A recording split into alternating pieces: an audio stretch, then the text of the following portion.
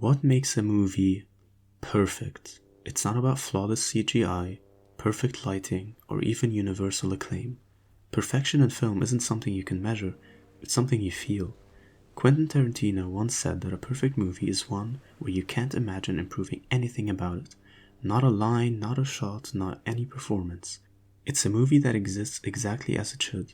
You can't take anything away and you can't add anything without breaking the spell. A perfect movie is one that feels complete.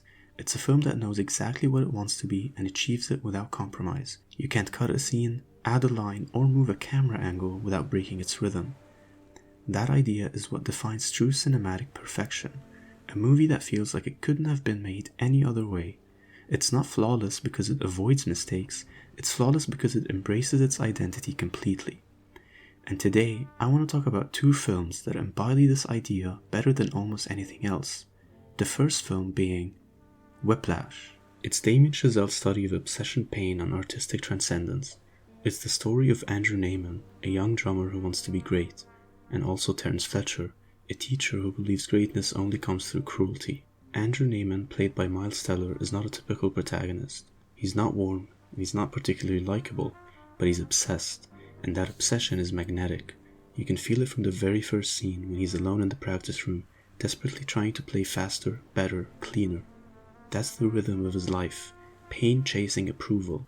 Then Terence Fletcher enters, played with terrifying precision by J.K. Simmons. Fletcher is a conductor, but he moves like a predator.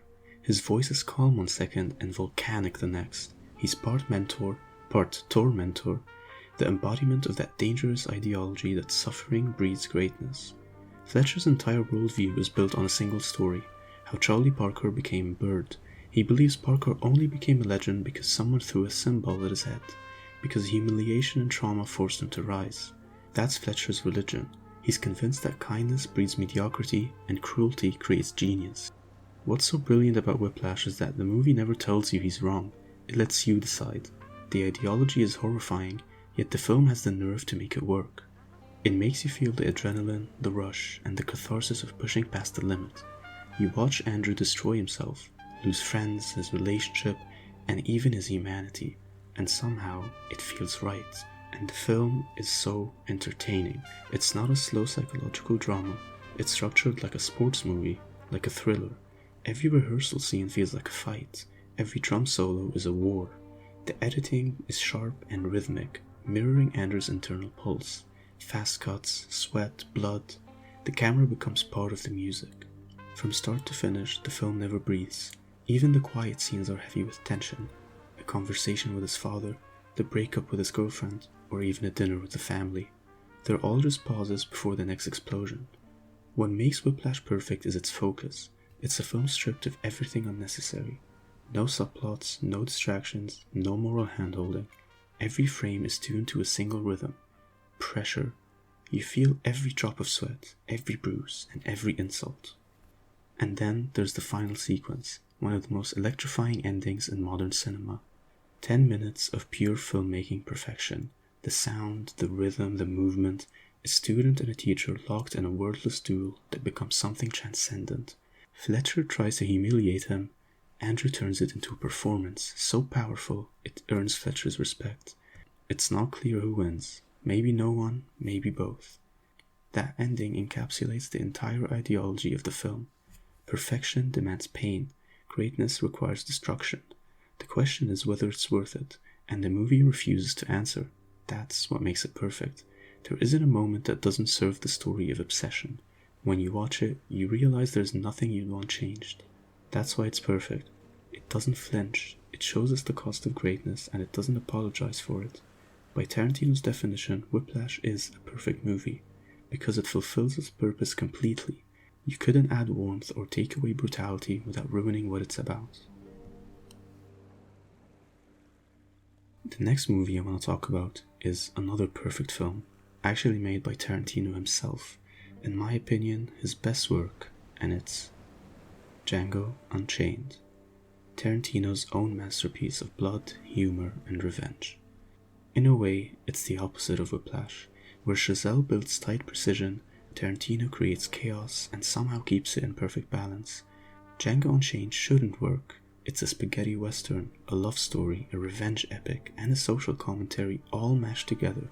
Yet somehow it does, because Tarantino controls every tone, every frame, and every beat. He once said that filmmaking is like composing. Everything must have rhythm, and Django Unchained has rhythm in its bones. The movie dances between absurd comedy and horrific violence without ever losing its tone. If Whiplash is about control, about precision, rhythm, and discipline, Django Unchained is the opposite. It's chaos mastered, but it's also cinema unleashed. Tarantino doesn't make you comfortable. He doesn't hide behind metaphors or historical politeness. Django Unchained is simply straight violence. It's not stylized for beauty, it's sharpened for meaning. It's loud, it's bloody, funny, and horrifying all at once. It doesn't sugarcoat the past or pretend that cruelty was anything but what it was. It takes the ugliest chapter of American history and filters it through the lens of a revenge western. And the performances in this movie are simply flawless. Christoph Waltz gives one of the most elegant performances in Tarantino's filmography. Schultz is a man of intellect and manners, polite, witty, and articulate, yet he's also a bounty hunter, so a professional killer. That contradiction defines him. He speaks softly, dresses neatly, and quotes philosophy while shooting men in the face. Jamie Foxx's Django is a man sculpted by rage and patience. He doesn't talk much, but every movement is deliberate. His silence isn't emptiness, it's calculation. At the start, Django is powerless. He's beaten, branded, and humiliated. But once Schultz frees him, you see the transformation begin. Django learns, adapts, and evolves. He's not just surviving, he's absorbing the rules of power so he can rewrite them. By the time he steps into Candyland, Django is no longer a man. He's a myth. A gunslinger born from America's original sin.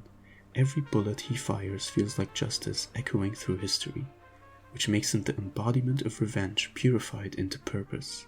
And then there's the villains. Still to this day, in my opinion, this is arguably Leonardo DiCaprio's most impressive performance. Calvin Candy hides his evil behind refinement. He loves French culture, fine cigars, and intellectual talk, but underneath that surface lies rot. He's not a cartoon villain, he's the embodiment of how evil rationalizes itself. He truly believes he's superior. He doesn't see himself as cruel, he sees himself as natural. DiCaprio plays him like a spoiled prince who's never been told no. When he finally snaps, smashing the skull on the dinner table, it's as if his entire civilized mask shatters in one explosion. That moment is unforgettable, not because of the gore, but because it's truth. It's evil showing its real face. Candy is the illusion of sophistication stripped down to savagery, and Tarantino refuses to look away. And then there's Samuel L. Jackson's Steven, which might be the film's most unsettling creation. He's the true master of Candyland, the power behind Candy's throne. Outwardly, he's the loyal servant, the comic relief, the old man shuffling through the halls, but once the facade drops, you see something chilling, intelligence and cruelty working in perfect harmony. Stephen represents the psychological legacy of slavery, the way oppression can twist loyalty into self-hatred. He enforces the system that enslaved him because it gives him power within it. He's smart enough to know how the game works, and he plays it ruthlessly. Jackson's performance is extraordinary, switching between fake subservience and icy authority with frightening ease.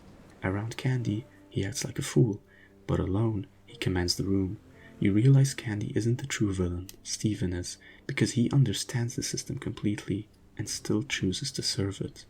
When Django kills him in the end, it's more than revenge, it's a symbolic execution, the destruction of the slave mentality itself. Django Unchained doesn't glorify violence, it confronts it. The blood, the screaming, the chaos, it's not there for spectacle, it's there for honesty. Tarantino uses violence the way Chazelle uses rhythm, to express truth.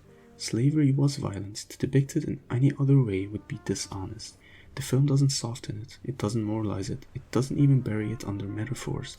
It forces the audience to feel it, and then it gives the oppressed the power to reclaim it. Every gunshot and every explosion feels earned. The violence isn't random, it's the logical conclusion of the world Tarantino builds. And when Django rides away, leaving the plantation in flames, you understand what he was doing. Tarantino's brilliance lies in the control behind the madness. Every scene feels unpredictable, but every beat lands with precision. He juggles tones that shouldn't coexist and somehow keeps them in perfect sync.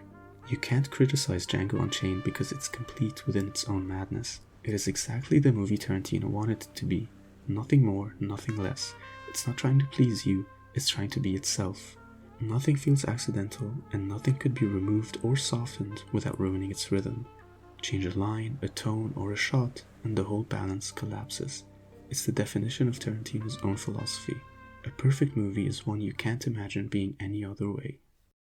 Whiplash and Django Unchained couldn't be more different, but they both reach that same rare place where nothing can be changed without breaking the spell, where every imperfection becomes part of the perfection. That's what Tarantino meant. A perfect movie isn't about never making mistakes. It's about creating something so complete, so confident that could only exist one way. And maybe that's what perfection in art really is. Not balance, but conviction. The courage to make something exactly as it should be and never look back. So the next time you watch a movie and feel like you're witnessing something greater than the sum of its parts, you'll know you found it. The perfect movie. If you enjoyed this video, don't forget to like, comment, and subscribe. It really helps me out and lets me keep making deep dives like this. Thanks for watching, and I'll see you in the next one.